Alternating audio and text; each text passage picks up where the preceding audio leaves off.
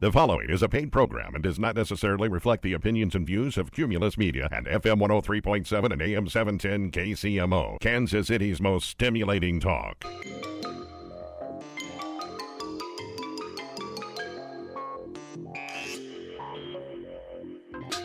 Percolate on a particular mix of odd and inspiring news headlines in Wendy's Coffee House. Newsmakers with a penchant for the unknown, unexplained, and unusual share their experiences with UFOs, ghost encounters, near-death experiences, and more for your own unique blend of Wendy's Coffee House Curious.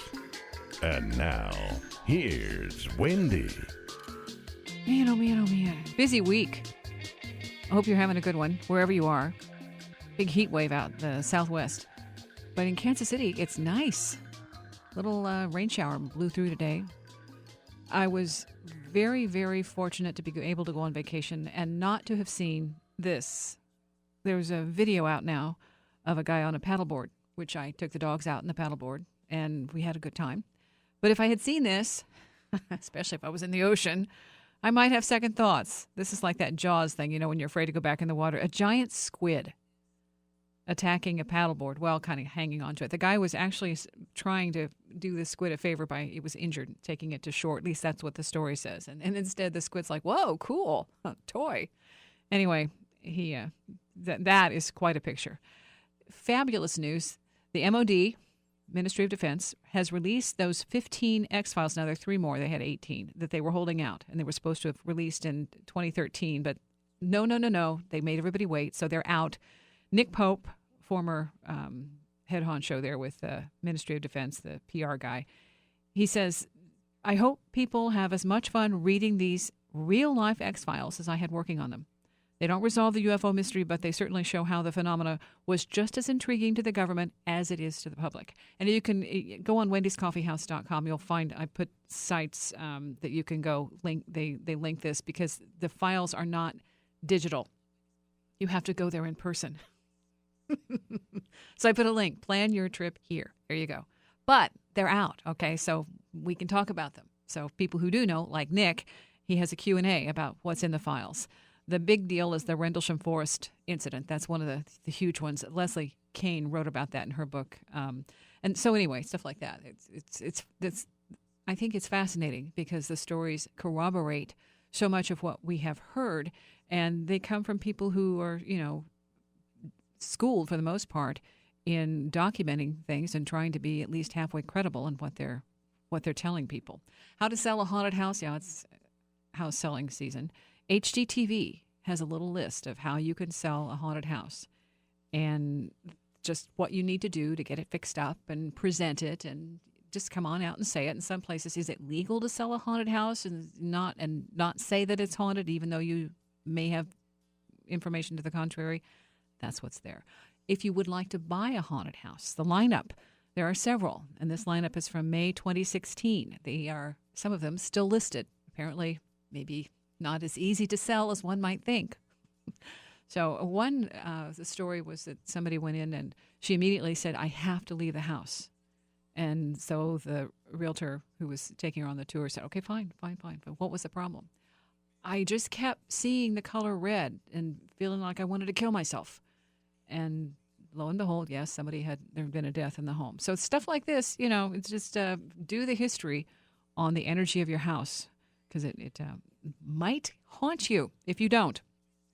The viral gold nugget of the week, Anonymous says that NASA is planning to announce contact with alien life. Yes, NASA.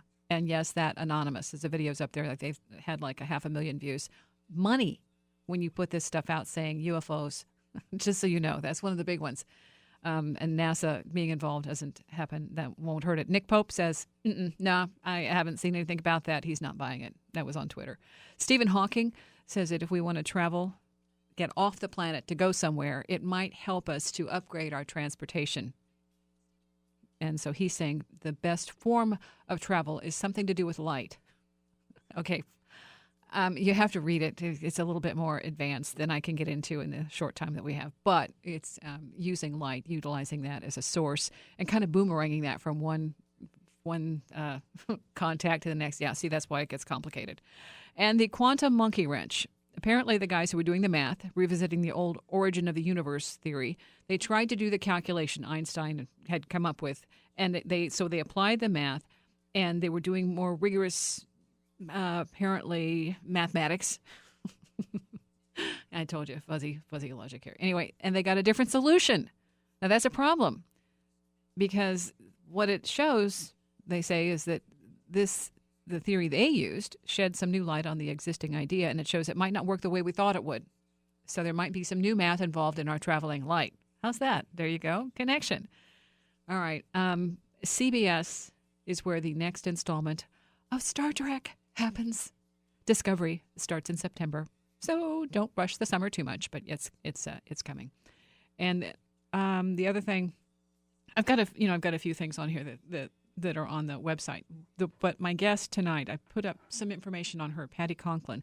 She is a medical intuitive. That's the general jargon. She prefers to be called a vibrational manipulator. But her story is absolutely phenomenal. She can help and has helped people heal. They have an affliction, an ailment, some kind of health issue, and it's gone. And that's it. She uses color therapy. She also has a very unique ability. What she describes as her seeing is that when her vision is like looking at the snow on a television screen. But through that, then she sees images around people that tell her what issues that their body may have. So if you would like to find out more about this very unique and amazing healing ability that she's had since she talked to God when she was 7, we'll get into that too. Then stick around, because Patti Conklin is absolutely one of a kind, a very extraordinary and impressive person who does have an ability. She's been compared to John of God, and she's going to tell us more about that and how maybe you can apply some of her insight without ever having to do all the work that Patti has done, because she does have some fabulous information on that. So stick around. In the meantime, you want to catch up with any of the links, go to Wendy's Coffee House. I post the stuff there, and then we've also got links to some of the shows, the podcasts that are in the archives too. So in the meantime, the book that she wrote that we're going to just kind of gloss over, God Within, The Day God's Train Stopped, and Patti is a healer. Up next on Wendy's Coffee House.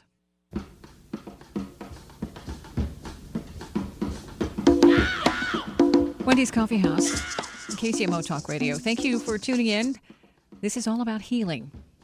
Patti Conklin is an extraordinary, world-class energy healer. We'll talk about what that means as we get going. But the book, God Within, The Day God's Train Stopped, tells a little bit more about her life, her background. She includes, I think we cover everything from God to reincarnation, death, healing, color therapy, the whole 9 yards. So, Patti, this is one of those things we talked before. I think it's been about like 3 or 4 years ago when I first interviewed you about your book. And there's so much to talk about. I just want to warn people, we cannot cover all this in one interview. But thank you for doing what you do, because you are educating people how they can become their own healers and focus on things that they might not have given any thought to. One of them is their language and their words. So thank you, before we even get started, for what you're doing. Thank you so much, Wendy. I really appreciate being with you again. Well, there's a lot of interest in the kinds of things that you do, and even the X-Files. You had an episode, at least I was when I was reading your bio in the background, that was partially based on your life experience. I would never, I didn't put that together until I'm like, oh my gosh, other people have written books about your abilities and attributed some of the healings that you have done to the gifts that you were born with. So if you could refresh people, what is it that is so unique about your abilities?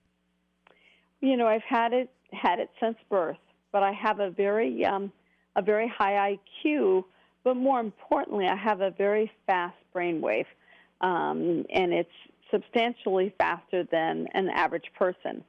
So my eyesight is actually particles. I don't see solid material like you do. If we were sitting across the table from each other, I'd see your particles, not your face. And if I saw you later in the grocery store, I'd recognize you by your particle signature instead of your facial features. So for me, my world is filled with particles.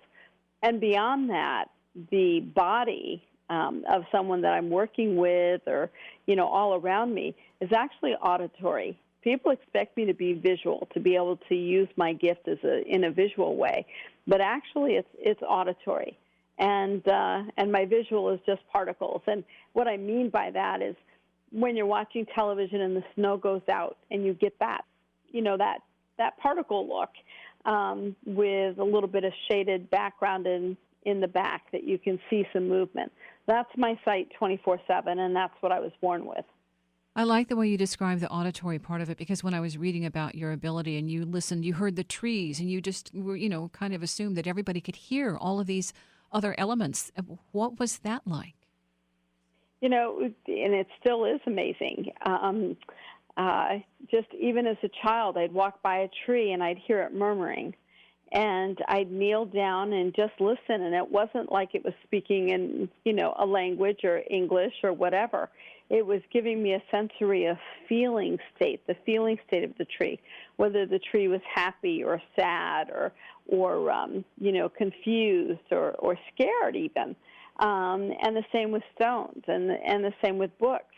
And I have a terracotta warrior here in my home that I had brought back from China, from the emperor's tomb.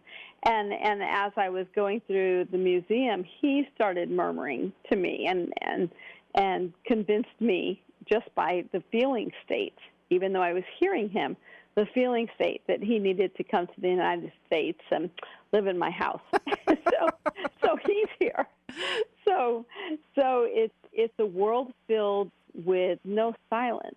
And if you really think about that, there's billions of gigabytes coming into my brain every second.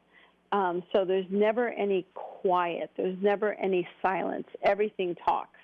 So I'm very careful never to put books in my bedroom because I don't read books. I feel books and get the sense of, the author's writings and so forth. So I don't even put books in my bedroom because they chatter.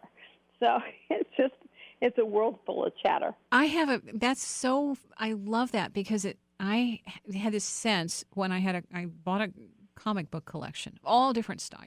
It was a lot of different, some of it very dark and some of it like, Archie.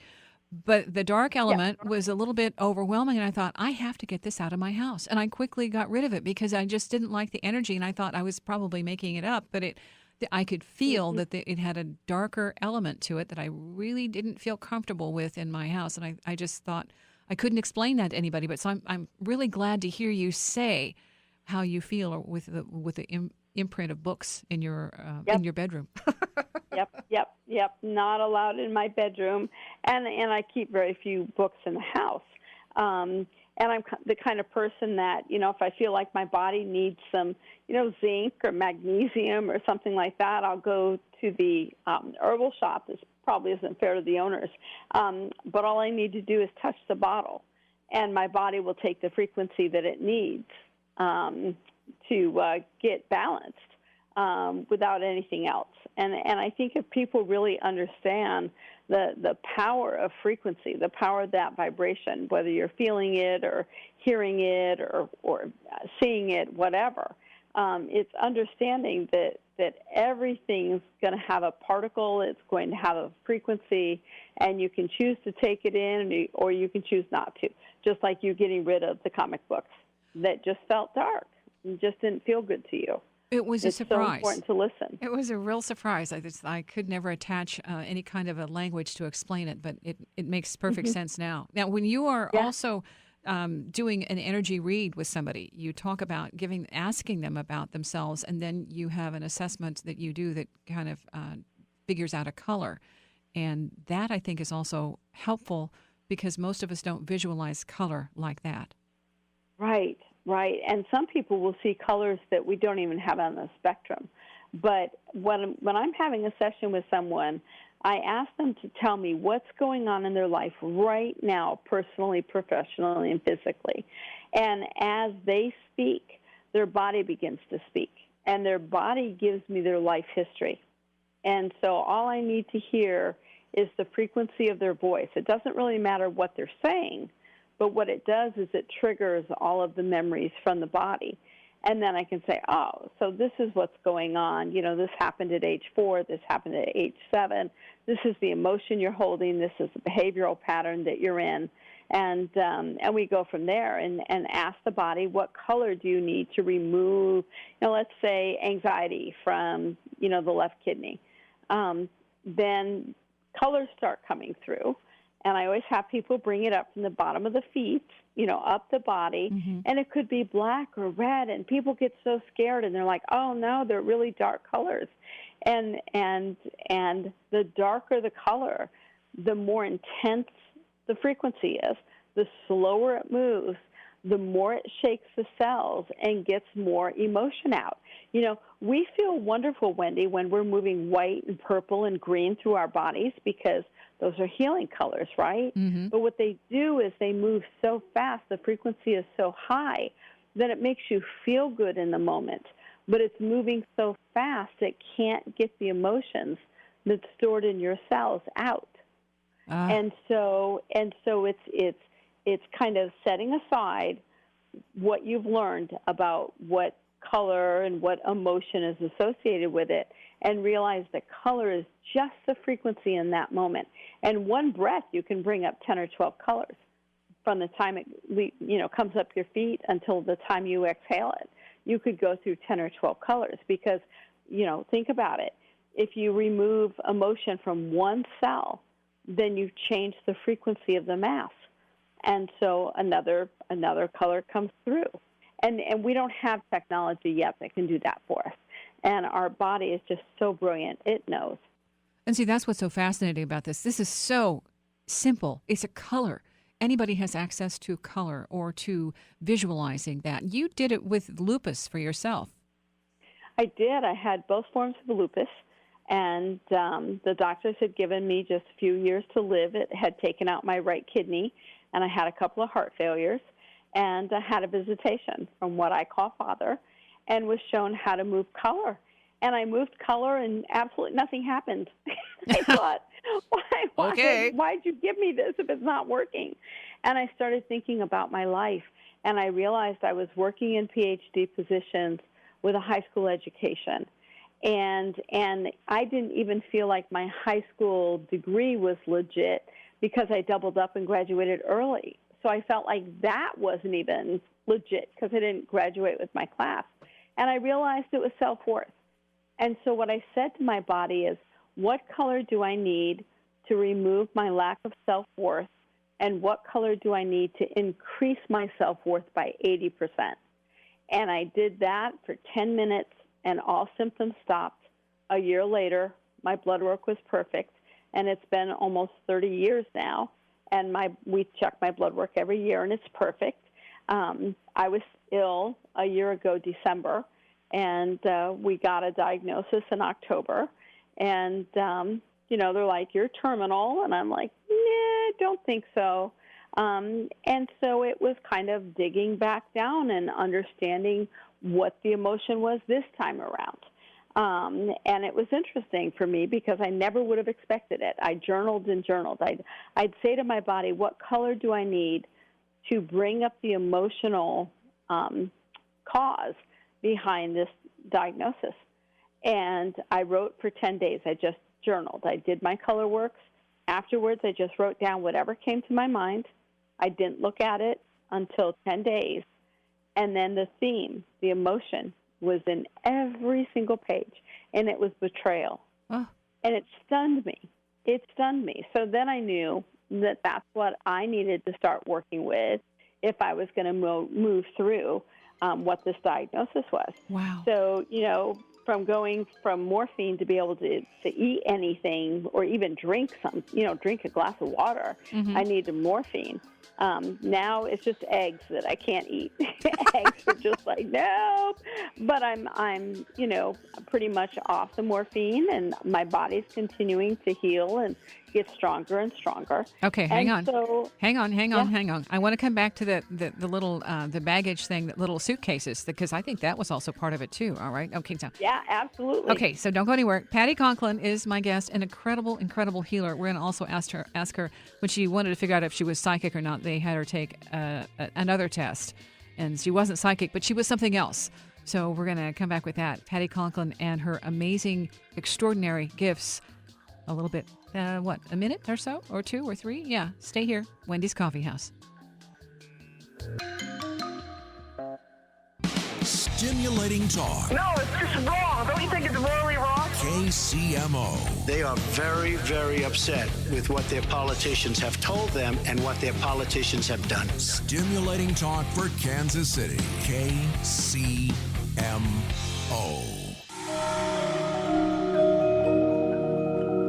It's Wendy's Coffee House. My guest, Patti Conklin, has an extraordinary background and incredible stories. And if you listen to this hour, you're not going to get the entire thing. Okay, so the book, God Within, The Day God's Trains Stopped, will give you some more background. But first, I want to get back into, you were talking about lupus and how you eventually figured out what the issue was after 10 days of journaling and asking and really going into that focus of help, I need an answer, and just letting it come through.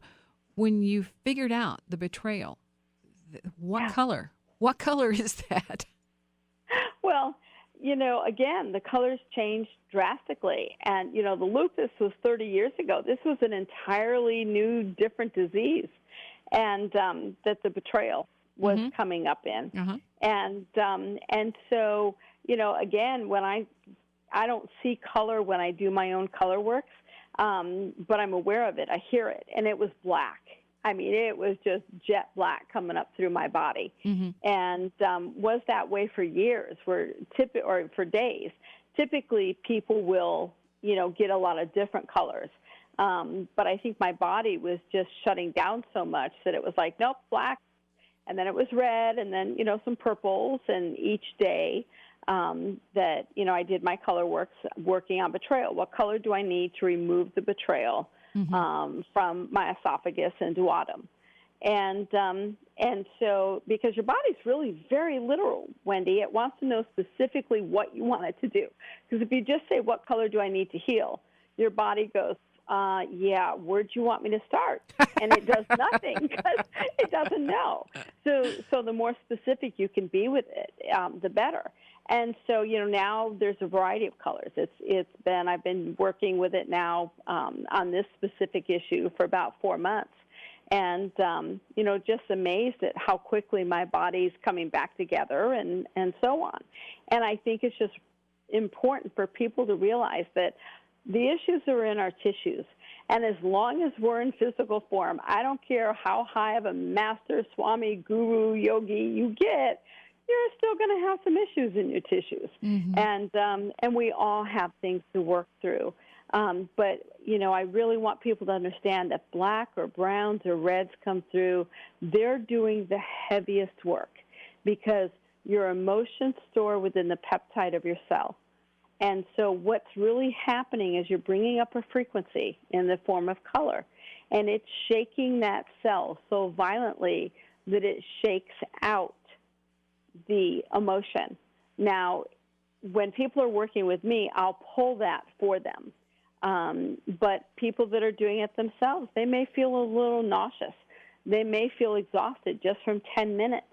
They may have some, stomach issues, upset stomach, because those toxins are releasing. Those emotions are releasing from the cells and leaving your body. That's one of the comments I heard in one of the interviews with you. That sometimes people say they visit you and they feel worse than they did before they went because all that stuff is coming out. Like, hey, wait. Exactly. The fine print. Exactly. It's like, okay, it's fine. Like, no, it's working. Yes. It's working. It's okay. It'll be temporary. Yeah. Now, this thing here that when you were 7 years old, you got a heavy assessment. You got a visit. I did, and I didn't know what God or Creator or Goddess or a source or anything was, but I was 7 years old and I was alone in my bedroom, and this mist started coming through the wall, and this just most serene feeling came over me, and I heard three things: 38 to 42 will be your greatest growth years. 42 to 62 will be your greatest contribution to humanity, and you can come home then if you so choose. But the purpose of your walk will be to teach people to become insubstantial without transitioning. And even though I was precocious as a 7-year-old, I did not understand that term at all. Yeah. But as life went on, one of the things that when I began to realize I was different than other people, that I saw differently, that people didn't see in particles, that not everybody was colorblind.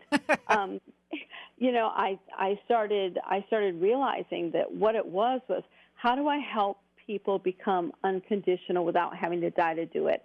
How do I help them understand that the words that they're speaking are storing in their cells? And your body doesn't have discernment capabilities. It doesn't know when you mean something and when you don't mean something. So even if you're thinking of something not quite nice about somebody else, your body's storing it as it's you, not them. Oh, bummer. And when we really man. look at actors and actresses, Yes. that start really getting sick or commit suicide or whatever, you've got to remember that when they're really good and they're emotionally getting into their character, and there's a lot of stuff going on, the body doesn't know that they're just acting. Mm-hmm. The body is taking in every word and every emotion that they're speaking. That's the trouble with sarcasm. Pardon? That's the trouble with sarcasm. A lot of people, that's the way that they communicate, and it's a sarcastic reply to everything. Yep. But it's meant to be in good humor, but your body is going neutral. Yeah. Yeah, exactly. It's taking it in. And so it's just really important to remember that, if you're looking at somebody going, oh, that's an ugly shirt, then your body's taking that in as you're wearing an ugly shirt. And if you just say, wow, that's a beautiful shirt, it matches their eyes, then your body goes, oh, thank you. It's all about me. It's all about me. I love it. But it's really watching that discernment. It's all about perception, Wendy. We can look at any situation and say, even if it's tough love, we can say it in a loving, positive way to make our point across, versus being nasty. And I think it's just really paying attention. And one of the things I say, and people argue with me about it, and that's wonderful. I love skepticism. But one of the things I say is life is meaningless. It's absolutely meaningless. When we were given life, we were not given meaning to life. We choose every emotion at the time of the event. And because we chose it, then we have the full capability of going back and changing the perception. We can't change the event, but we can change the perception of the event so that it no longer has an emotional kick to us. I was going to get into the psychic test because people have asked you over the years if you were psychic, and you kept saying no, and so finally you went in and had an assessment. I did. It was hysterical. So I'm analytical. I want to understand things. I'm very science-based. And so, I kept saying, why? Why do I have this? Why am I different? Am I psychotic? And I was driving by a psychiatric center, and I heard Father speak to me again and say, I want you to stop here for 3 days. They'll let you know. They'll help you understand why you're different. And so, I'm in blind faith. I park the car, and I go in, and the psychiatric nurse comes out, and she's like, can I help you? And I'm like, yeah. I need to stay here for 3 days. And she's like, why? And I said, because God told me to. Uncommon vacation. 101. Yes. She's obviously psychotic because, so her eyes start dancing, and she's like, well, why do you feel you need to be here? And I said, because I'm so different. I need to be here for 3 days. And she's just like, Right. And so the psychiatrist comes out, and we spent about a half hour talking, and he looked at me and he said, "You really don't seem to be psychotic." And I'm like, "I'm not psychotic. I just know I'm different, and I need to find out why I'm different." And so he agreed to let me stay.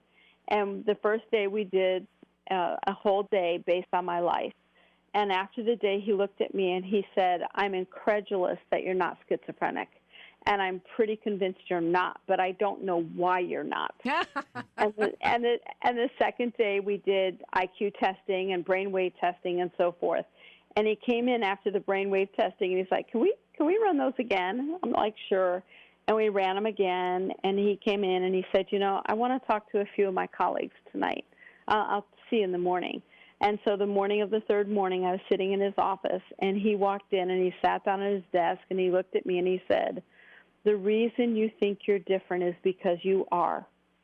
He said, "You've got Einstein's IQ, but your brain wave is almost 250% faster than an average person. Mm. And the only reason that we feel that you're sane, that you're not locked up, is because you've had it your entire life. And because you're so smart, that you've been able to discern what's real and what's not real." Yeah. And I mean, think about it. I mean, just, growing up and getting in high vibrational areas and being blind just because there's so much vibration, I can't see anything. Mm-hmm. Or, my poor boys when they were teenagers, and I'd get ready to go do a TV show or a radio show or even go out on a date. If I came out of my bedroom and my sons looked at me and said, "Oh, Mama, you're beautiful," I know I did okay. Mm-hmm. And if I walked out of the bedroom and they go, "Oh, Mom, you're so pretty," and then I knew I didn't match at all. And one of them would take me back in my bedroom and pick out an outfit for me and have me put it on. Okay. So it was all those learning experiences. But what it did was really fine-tune me throughout the years of traveling. I've made it to 66 countries. Wow. And what it's done for me in terms of my gift and the ability to help people is understand culturally how people think, and then that equates into how they store into their body and what disease processes start within, that are majority within that country according to how people think and speak to each other. It's just amazing. It's fascinating. We're going to have to take a quick break. I did want to mention the luggage. You have a special special thing with luggage. Yep. So let's address that when we come out of this next break, because that one is just, I think that also might have had something to do with you packing your bags a little early.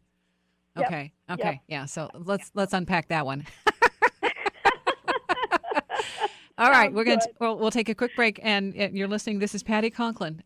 The book is really, you've got to read it to get more of this stuff that we're not having time to talk about. God Within, The Day God's Train Stopped. Back with the baggage stuff here on Wendy's Coffee House. Some things are so incredible, it's hard to explain them. And when I'm listening to Patti talk about her eyesight and seeing the particles or the little, fuzz, the white stuff on TV, it's like a foreign language. But she's learned how to make it work and apply it in such a way that she is able to do an extraordinary thing for a lot of people and help them heal. So ColorWorks, ToneWorks, cellular cleansing, there are some other things that she offers as part of her services. You can get into that. This I wanted to get into because had the opportunity to talk with you before, you mentioned something about you always saw something that was associated with a suitcase. Yep. Uh-huh. So in every single human being on the face of the earth, when I look at them through the particles, I see a amorphous blob, just like it has no shape or form. It's just a blob, and it's sitting in a rocking chair. And it's right on the left side of the body, right above the heart. And it just rocks. And it's there on every single human being. But if there's a suitcase next to the rocking chair, then I know the soul and God have come to the agreement that it's time for the soul to move on to the next adventure. And it's never wrong. And so, people that I work with that are very ill, They always want to know, is my suitcase packed? And sometimes, yes, it is. And then, how do we help you get beyond the fear of that?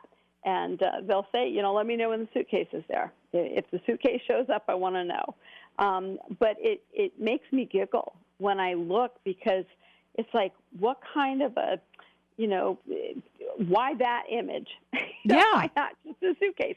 Why is this, and it's not like an ugly blob. It's just, it has no shape, no form, but it's rocking in this rocking chair. And then if the suitcase is there, that means that the soul and source have agreed that it's time for that soul to leave the physical form and move on to the next adventure. Okay, so last time I talked to you, I said, please don't bring the suitcase, pack the suitcase, stay for a little while, because you had an out time. They said you could stay here 62, you could decide to stay or go. And I think you were waffling. Yeah, and, I'm turning 60 in August. Yeah. And so, when I got my diagnosis, I'm like, wow, am I leading up to this? And then I realized, no, it wasn't. It was something else I had to deal with. Mm-hmm. And the interesting thing, Wendy, and I really want people to get it, when you start working through your emotions and getting the gunk out of your body, in working on this betrayal over the last 4 months, my abilities, which I think were already strong, became so much stronger, so much more accurate, capable of doing things that in the past I had never been able to do, in terms of my gift, in terms of seeing, in terms of working neurological strands in people's brains, doing, basically brain surgery without having to open them up. And so that was a direct cause of forcing myself to go in and find out what next layer of me needed to be worked on. Yeah, where was the gunk? I've got that 62, and, I haven't quite decided yet. But, I got 4 grandbabies now, so that makes a big difference. Yeah, see, there you go. There you go. Yep. Part of it, though, I think, too, is that when you're working through all of that and you become, obviously this time, there's a greater clarity with the kind of things that you do. You work with people, and there's like a 3-day program where you go through and you're on them when they're saying something that doesn't match up. You're calling them on their stuff, so they get a real intense cleanse with that. They do. We call it an intensive cleanse. Oh, right. Intensive cellular cleansing. And every single time they say something and their subconscious says, nope, that's not true, I stop them. I'm like, that is not true. And, that's not, consciously you may think it's true, but that is not what your body's telling me. And your body only recorded truth. So I can only take what your body's saying, and then we work through it. And sometimes I get really angry, and then, I'll have them journal, and then they go, oh, wow, you're right. I never thought that. So it's a behavioral shift that over those 3 days is amazing to watch. Because so much of the time we consciously, especially if we've had, rough life, whatever, consciously we'll block it out, or we'll say, oh, gee, that happened when I was a kid. It wasn't that bad. And the body's going, nope, it was. And so it's helping people merge their consciousness and their subconsciousness so their energy body is flowing freely. Because when you've got those two at odds, boy, you've got trouble. Okay, and we're running out of time. I did want to address, because this is a question. This is what the fear thing is about. You're trying to help people get through that fear of dying. Yeah. So the other side, it's real. Yeah, it's real. The other side is real, and it's understanding that as you cross, as you leave this form, your soul already has the next job all lined up, whether you're reincarnating, or I put in a pink slip to, be a rock on Mars for 1 million years because I'd like to slow down a little bit. But the other side really is real, and it's a serenity 1 million times more profound than you'll ever experience in this human life. And so letting go of the fear, and the fear for me is forgetting every available resource. And it's the light that you have inside of you. It's the soul, it's the divinity that all of us have that makes us, if we stay strong with that and we focus on that, then you let go of the fear and you move into that unconditional, serene state. And, it's practice, practice, practice. But fear is your worst enemy because it really stops the energy flow. It plugs up your body. It's all about surrender. And when you get a diagnosis, you surrender to it. You never give up to it. You do whatever you can to get through it, but you surrender to it. You say, I'm fine with either being here or moving on to my next adventure. As soon as you can do that, that's when spontaneous remissions happen. That's when your body starts to open up. That's when your body starts to heal. We are what we say, as you say in your book. We've got to go, but thank you. Thank you. In such a short amount of time, you've helped a lot of people. I hope you know that. Thank you.